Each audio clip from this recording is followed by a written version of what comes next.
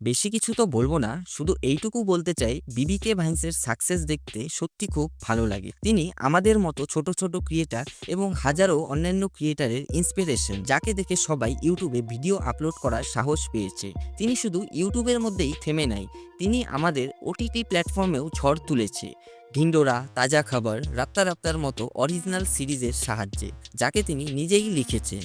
এইসব বাদে তিনি প্রাইম ভিডিওর সাথেও একটা পিরিয়ড অ্যাকশন ড্রামা সিরিজের ওপর কাজ করছে, যেটা আমরা পরের বছর প্রাইম ভিডিওতে দেখতে পারবো। এইসব বাদে আজকের সবচেয়ে বড় আপডেট হলো বিবিকে ভাইন্স করণ জোহরের ধর্মা প্রোডাকশনের সাথে একটা মুভির কন্ট্রাক্ট সাইন করেছে, যার নাম হবে কুকু কি কুণ্ডলি, যাকে ডাইরেক্ট করছে শরণ শর্মা। যারা জানো না তাদেরকে বলে রাখি, তিনি এর আগে মিস্টার অ্যান্ড মিসেস মাহি আর গুঞ্জন সাক্সেনার মতো মুভি বানিয়েছে।